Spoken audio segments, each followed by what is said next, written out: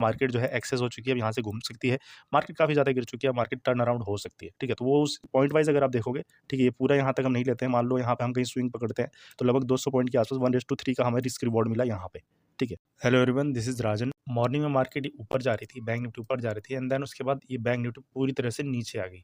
यानी ये वाला जो पॉइंट है, यहाँ से मार्केट ने घूमना शुरू किया।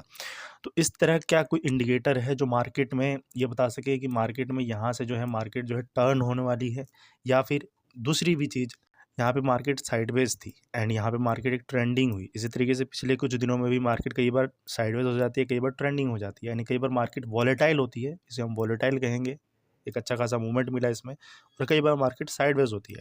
तो ये साइडवेज या फिर वॉलेटिलिटी जो है, इसमें भी वॉलेटिलिटी है पर ये वॉलेटिलिटी कम है, ठीक है। यहाँ पे वॉलेटिलिटी कम है, यहाँ वॉलेटिलिटी हाई है, और एक ऑप्शन बायर के लिए वॉलेटिलिटी काफ़ी ज़्यादा इंपॉर्टेंट होती है ताकि मार्केट में वो एक अच्छा स्विंग पकड़ सके और एक अच्छा प्रॉफिट बना सके।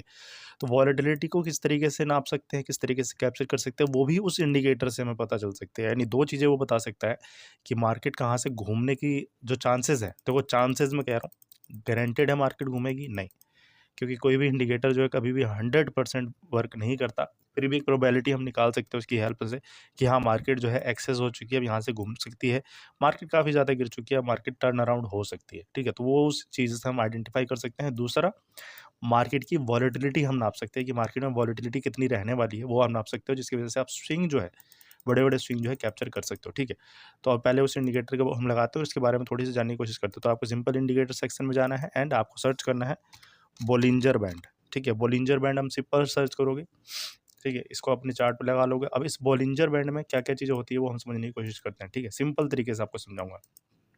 इसमें आपको 3 लाइनें दिख रही होंगी, ठीक है। एक ये अपर लाइन, एक ये लोअर लाइन और एक ये बीच में लाइन जा रही होगी ऑरेंज कलर की। तो ये जो ऑरेंज कलर की लाइन है, ये कुछ नहीं है, ये हमारी मूविंग एवरेज है 20 दिन की, सिंपल मूविंग एवरेज, ठीक है। सिंपल मूविंग एवरेज है 20 दिन की।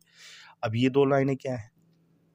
तो ये जो 20 दिन की सिंपल मूविंग एवरेज है, इसी का ये स्टैंडर्ड डेविएशन है, यानी इस मूविंग एवरेज से 2 पीरियड ऊपर और 2 पीरियड नीचे, अकॉर्डिंग टू ये जो मार्केट का ये रेंज जो बना है, एवरेज कैंडल का जो मूवमेंट हुआ है, उसके अकॉर्डिंग ये जो लाइनें हैं ये डिसाइड होती हैं, ठीक है।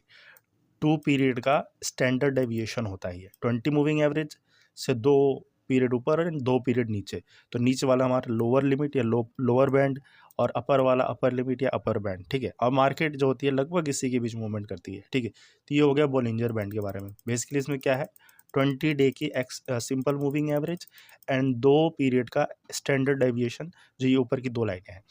अब इंपॉर्टेंट चीज़ समझो आप, ये बैंक निफ्टी है, ठीक है। पहले हम डायरेक्शन की बात कर लेते हैं, देन हम वॉलेटिलिटी की बात करेंगे, ठीक है। ये बैंक निफ्टी का चार्ट है, मार्केट यहाँ पे बुलिश ओपन हुआ, गैप अप ओपन हुआ, गैप अप ओपन होते ही ये मॉर्निंग में 46,000, जो भी मॉर्निंग में मार्केट को देख रहा होगा, लग रहा होगा मार्केट यहाँ से बहुत ऊपर चली जाएगी, ठीक है।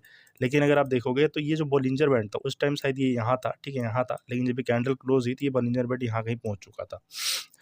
तो ये जो कैंडल है, ये पूरी तरह से इस बोलिंजर बैंड से बाहर है, ठीक है। ये जो कैंडल हमारी फॉर्म हुई है, इस बोलिंजर बैंड, ये जो इंडिकेटर है, इससे पूरी तरह से बाहर फॉर्म हुई है। तो चांसेस होते हैं कि अगर कोई कैंडल जो है इससे पूरी तरह से बाहर हो, जो इसको टच ना कर रही हो, अगर आप ध्यान से देखोगे तो ये कैंडल जो है इसको, बोलिंजर बैंड को टच नहीं कर रही, ये भी कैंडल टच नहीं कर रही एंड ये भी कैंडल टच नहीं कर रही, जो दूसरी कैंडल बनी है 9:20 पे। तो चांसेस आर हाई कि किसी भी निगेटिव कैंडल के बाद आप जो है डाउन साइड में, यानी अपोजिट साइड में जो है ट्रेड अपना प्लान कर सकते हो एंड देन वहाँ से मार्केट नीचे आई। अगर आप पॉइंट वाइज भी देखोगे, ठीक है, पॉइंट वाइज भी देखोगे, मान लो आप यहाँ की एक रिट्रेसमेंट का आपने एक वो वेट किया, रिट्रेसमेंट के बाद आपने स्टॉप लॉस लगाया एंड पॉइंट वाइज अगर आप देखोगे, ठीक है, ये पूरा यहाँ तक हम नहीं लेते हैं, मान लो यहाँ पे हम कहीं स्विंग पकड़ते हैं, तो लगभग 200 पॉइंट के आसपास 1:3 का हमें रिस्क रिवॉर्ड मिला यहाँ पे, ठीक है। एक अच्छा स्विंग बना, ठीक है। और पीछे, अच्छा, दूसरी चीज़ पहले हम समझ लेते हैं कि वॉलेटिलिटी को किस तरीके से नाप सकते हैं। ये जो अपर बैंड और ये लोअर बैंड है, अगर इनके बीच में ये जो गैप है, ये जो गैप अगर ज़्यादा हो रहा है, तो चांसेस आर हाई कि मार्केट जो है ज़्यादा वॉलेटिलिटी कर सकती है, ज़्यादा बड़ा मूवमेंट कर सकती है। ये वॉलेटिलिटी जो है इस रेंज से जो है, इन 2 लाइनों के रेंज से आप नाप सकते हो, ठीक है।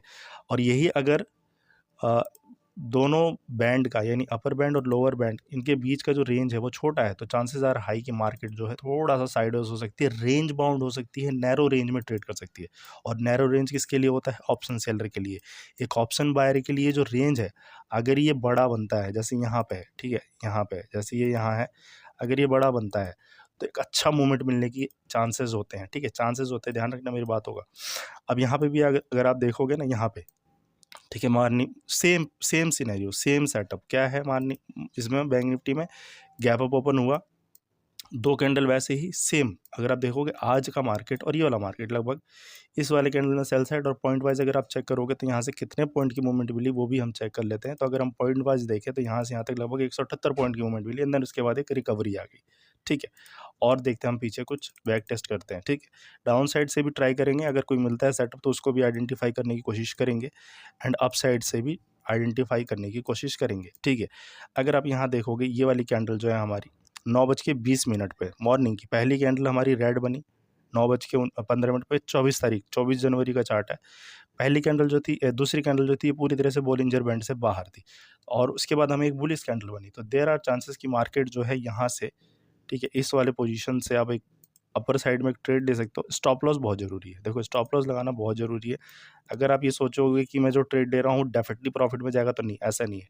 स्टॉप लॉस बहुत ज़रूरी है, ये आपके रिस्क को मैनेज करता है, ठीक है। और हम मार्केट में प्रोबेबिलिटी बेस्ड ट्रेड करते हैं, ठीक है। 1:2 का आप रिस्क रिवॉर्ड रखो, ये खैर मार्केट बहुत ऊपर तक गई, पर उतना हम नहीं देखते हैं, ठीक है। अगर देखें तो ये लगभग 800-900 पॉइंट तक गई, लेकिन हम 1:2 का रिस्क रिवॉर्ड भी रखें, 1:3 का भी रिस्क रिवॉर्ड रखें, तो एक अच्छा प्रॉफिट जो है यहाँ पे बना, ठीक है।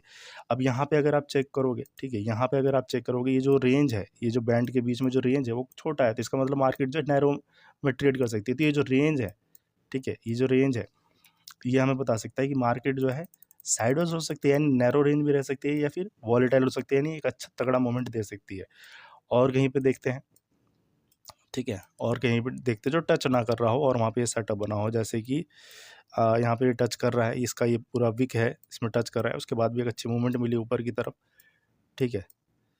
यहाँ पे ये वाला हमारा है 23 जनवरी का चार्ट। 23 जनवरी को फर्स्ट कैंडल ही बाहर, दूसरी कैंडल भी बाहर, और यहाँ पे एक शॉर्ट सेल अगर ट्रेड लेते, ठीक है, एक शॉर्ट सेल ट्रेड लेते, 1:2 का रिस्क रिवॉर्ड, ठीक है, 1:2 का रिस्क रिवॉर्ड रखो आप, चाहे कैंडल के ऊपर रखो, और 1:2 का रिस्क रिवॉर्ड रखो अपने अकॉर्डिंग, रिस्क के अकॉर्डिंग, जो भी हो आपका उसके अकॉर्डिंग एक अच्छा ट्रेड बना। खैर मार्केट काफ़ी नीचे तक गई, एक ट्रेंडिंग मूवमेंट था इस दिन, तो एक अच्छा खासा मूवमेंट हमें नीचे की तरफ मिला, ठीक है। तो क्या चीज़ें ध्यान रखनी है, कैंडल जो है अगर इससे बाहर है तो चांसेस आर हाई कि मार्केट जो है रिवर्स हो सकती है। जैसे यहाँ भी देखोगे तो आप 20 जनवरी का है, मार्केट थोड़ा सा रिवर्स हुई, पॉइंट वाइज अगर आप चेक करोगे तो ये पॉइंट वाइज जो है लगभग आपको 250 पॉइंट के आसपास मूवमेंट देगी।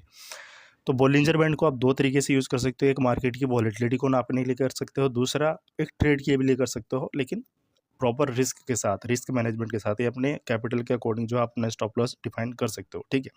फिर भी कोई डाउट रहता है इसके बेसिस पे, डेफिनेटली आप मुझे कमेंट कर सकते हो, और दूसरी वीडियो के लिए मेरे चैनल को सब्सक्राइब कर सकते हो। So okay guys, we will meet in next video, till then goodbye, thanks for watching guys.